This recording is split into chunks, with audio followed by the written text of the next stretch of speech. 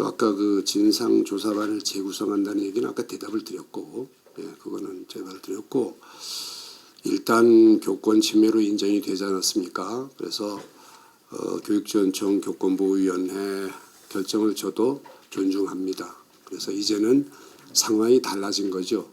만약 교권 침해에 따른 우리가 이제 유가족을 도울 수 있는 방법 등을 있다면 주저할 이유가 없습니다. 아마 여러 가지 방법으로 해당 과에서 고민을 하고 있다, 이런 말씀까지만 드리겠습니다.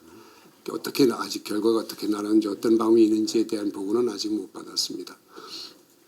그 다음에 이제 그 유족하고 제가 이제 가끔 가다가 우리 선생님들이 수업이나 생활 지도에 있어서 자존감이 참 강한 편이다. 그래서 남하고 이론하지 않은 이런 뭐가 있다. 그래서 이런 것이 이제 어떤 사건이 있을 때 빨리 노출이 돼서 어떤 치료하거나 처방할 수 있는 기회를 잃곤 한다 하는 얘기는 대주중 사건 이전 이 기자실 여기서도 우리 교권 서희초 사건 이후에 교권에 관한 얘기 때 제가 수없이 얘기했던 겁니다. 이거는 제 경험에 의해서 한 얘기인데, 이게 어떤 오해를 불러와서 국정감사에서도 질문을 받았습니다.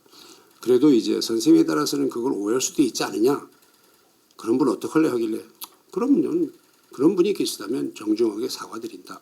하지만 내 의도는 어떤 안타까움의 표현이었지 어떤 망자를 한다거나 하는 의도는 전혀 없었다는 걸 밝힌다는 얘기 이미 사과를 했습니다. 국정감사장에서 했던 겁니다. 이 얘기를 저 유족한테도 얘기를 해서 양해를 구했습니다. 유족도 이해를 하셨고요. 그 다음에 이제 유족이 하신 말씀 중에 담당자를 이제 바꿨다 하는 부분, 그거는 이제 사실 그분이 교장 발령 받아 갔죠. 그래서 이것 때문에 교장 발령 받을 기회를 놓친다는 것도 이상하고, 우리 교육청에서 어떤 업무는 항상 사람이 바뀌어도 지속된다는 것, 이것도 이제 설명을 드렸고, 그 다음에 또 한 가지 이제 유족이 요청한 거 중에 뭐가 있었죠? 순직. 그거는 맨 먼저 장례식장에서 차관님하고 저하고 장례식장에 갔을 때 민망인이 맨 먼저 요구한 겁니다. 그래서 지금 제가 사실은 이것 때문에 제가 많은 행동에 제한을 받습니다. 순직 이것 때문에. 자칫 잘못, 예를 들어서 이런 거 있지 않습니까? 우리가 진상조사관 결과를 예를 들어서 사전에 어수룩하게 발표했을 때 제주시 교육지원청에서 교권보호위원회에 어떤 영향을 줬다면 더 큰 일이겠죠. 이렇게 어떤 이 진상조사 결과를 가지고 다른 어떤 결정하는데 영향을 줘서는 안 된다는 게 제 철칙입니다. 이게 경찰 조사도 마찬가지입니다. 저희들이 어떤 발표를 함으로 해서 경찰 조사가 달라진다고 할 수도 있단 말입니다. 이게 다시 말해서 어떤 방향을 제시하거나 이럴 가능성이 있어서 제가 상당히 조심하는 부분이다, 이 부분은. 그리고 항상 말씀드리지만 우리 조사는 아마추어들입니다. 프로가 아닙니다. 어떻게 구성을 되더라도 경찰이 프로지요. 사실은. 그래서 제가 경찰 조사 이후로 이걸 발표를 하겠다. 그중에 열심히 진상조사반들의 활동을 한번 믿어봐라 하는 얘기를 하는 겁니다. 아까도 말씀드렸지만 만약 그때 잘못되면 저는 과감하게 외부감사 요청할 겁니다. 외부감사 요청할 겁니다. 감사위원회 감사라든지 감사원 감사, 이걸 내부가 아닙니다. 외부감사 요청을. 그보다 더 정확한 게 어디 있겠습니까? 그래서. 그러니까 이제 만약 그거는 변화가 없죠. 변화가 없죠. 아니요. 아마추어라고 말씀을 드렸지만 경찰하고 비교했을 때 그렇다는 뜻입니다. 경찰하고 비교해서 그렇다는 것이지, 그 사람들도 오해하셔가지고 능력을 이렇게 하시면 전 안타깝습니다. 그런데 봐요. 지금 아까 잠깐 비쳤는데 우리가 선행적으로 뭘 암시하거나 이럴 가능성이 있다는 거죠. 이게 저는 걱정스럽다는 거예요. 저희 초점은 민망인이 요구하는 그쪽에 있습니다. 말씀드리기가 좀 그러네요. 이게 자꾸. 이해가 되셨으면 좋겠습니다. 예, 질문하십시오. 네, 제주소리 원소장 나 생각하고 같네요. 그거는. 예.